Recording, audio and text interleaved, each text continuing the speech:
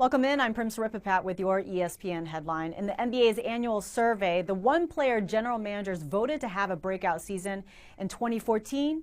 Anthony Davis. The Pelicans power forward is coming off a season in which he averaged 20.8 points and 10 boards per game and led the league with 2.8 blocks per contest. For more on the high expectations Davis faces this season, let's bring in NBA writer for ESPN.com, Brian Windhorst. So Brian, why are the expectations so high on Davis?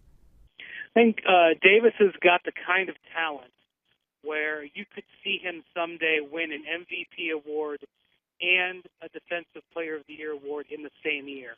And we're talking about extreme high, top 1% to do something like that. And because of his ability to dominate eventually at both ends of the floor, and because he's such a willing defensive player that he genuinely is interested in influencing games on the defensive end and has the incredible ability to do so with his huge wingspan and just innate defensive abilities. He's a very exciting player. LeBron James, Kobe Bryant, they are star wing players. Kevin Durant, star wing player.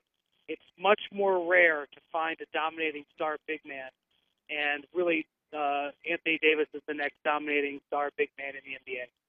It's interesting. In a poll conducted by ESPN, the magazine, Davis was voted the third best player behind LeBron James and Kevin Durant. So he's obviously earned the respect from others in the league. So as Davis enters his third season in the NBA, Brian, what area is in need of the most improvement? Well, he needs to learn to take over and show leadership and dominate during games. Most of the time, not all the time, but most of the time, he's the most talented player on the floor. But it doesn't always show off in situations where it's a 50-50 game where it could go either way. And that's where he needs to take the next step.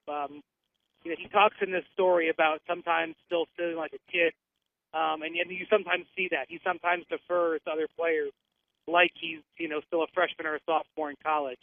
But he's going to have to get over that. He's going to have to learn that he is the best player. He can dominate a game. And we certainly saw players like LeBron James, Kevin Durant take a few years to figure that out, but when they did, boy, did it make a world of difference. And so that's, I think, where he's got to go. And I know that that's what his coaches, Monty Williams especially, has been trying to impress on him, is to do that. And his participation with Team USA has expanded greatly the last couple of years, and I think that's what they've been working on with him there as well.